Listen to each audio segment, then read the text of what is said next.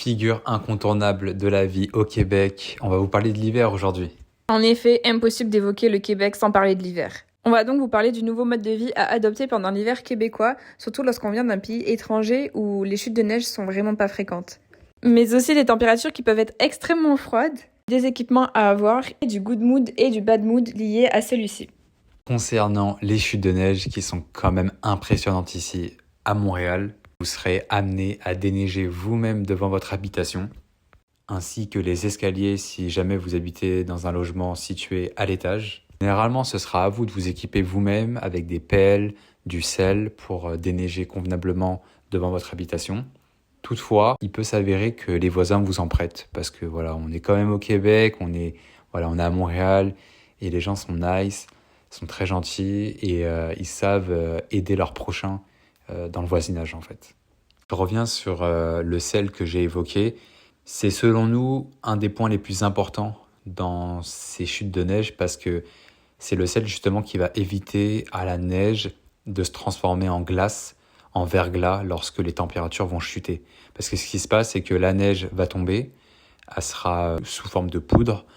Toutefois, elle peut durcir et elle peut se transformer en eau avec les chutes de température. Et après, en fait, c'est ce qui arrive ici à Montréal, c'est que comme on est au sud du Québec, les températures fluctuent. Donc il peut faire assez doux. Ensuite, il va faire très chaud. Donc la neige, très chaud, c'est un gros mot, mais ce qu'il faut grosso modo retenir, c'est que voilà, la chute va tomber, il va faire un peu plus doux, donc du coup la neige va fondre, ça va faire de l'eau et ensuite ça va redescendre, donc ça va se transformer en glace et en verglas qui peut être très très dangereux. Donc voilà, vraiment ce qu'il faut, c'est du sel. Pour l'avoir fait à maintes et maintes reprises, il faut dire que c'est vraiment une expérience à faire. C'est si vous venez ici en PVT ou même pour les vacances et qu'il neige et que vous avez l'occasion de déneiger devant chez vous, franchement, c'est à faire. C'est à faire, vraiment, ça fait partie du quotidien des Québécois. Et après, voilà, si jamais vous voulez pas le faire, que vous n'avez pas les habilités pour le faire, ou que ça vous embête, vous pouvez faire appel à des gens en les payant.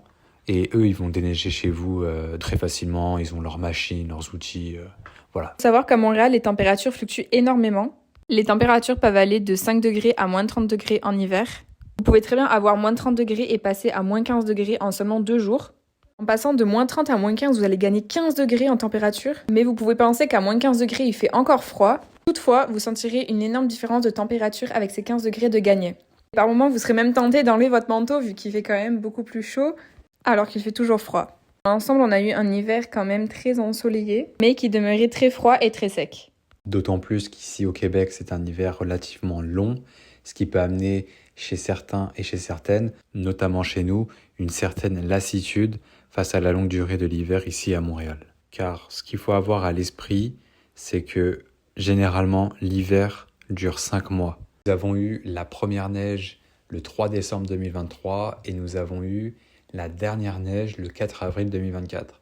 Donc voilà, ça fait quand même 5 mois sous la neige. Et cela peut s'avérer être très très long pour certains et certaines. C'est très long, d'autant plus que nous, on n'est pas trop ski, on n'est pas trop patin à glace, raquettes, etc.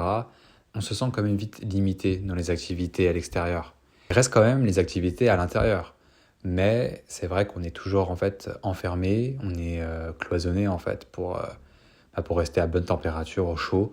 Et ça peut vraiment devenir en fait ennuyant. Et c'est compréhensible que certains, certaines décident de partir pendant l'hiver dans des pays chauds. Comme nous, en décembre 2023, on a eu une opportunité de partir au Mexique. Donc vous pouvez voir à l'écran des images du Mexique, de notre voyage à Cancun. On avait pu choper un vol pas cher depuis Montréal. Et c'est vrai que ça fait du bien. Ça fait du bien de casser avec l'hiver, avec la neige et les températures extrêmes liées à l'hiver. Pour survivre à cet hiver, vous allez devoir vous équiper de boots imperméables, de bonnes chaussettes, d'un bon gros manteau, des gants, une tuque, un cache-oreille au cas où, un cache-cou et une écharpe si vous voulez en plus. Je vous conseille de mettre plusieurs couches de vêtements. On vous conseille de vous équiper directement dans les magasins à Montréal, car vous retrouverez des produits adaptés à de telles températures. Vous retrouverez plein de magasins sur place pour pouvoir vous équiper. C'est en s'habillant correctement que vous allez passer un meilleur hiver. Tout comme les chats que vous voyez à l'écran, eux aussi sont bien équipés avec leur pelage d'hiver et ils ont vraiment pas peur de sortir dehors et de demander des caresses. En effet, nous avions l'habitude de croiser des chats tôt le matin, même lorsque les températures étaient vraiment froides. Et vous le voyez, hein, ils avaient un pelage vraiment pour l'hiver. Donc moi, je les appelais les chats du Québec.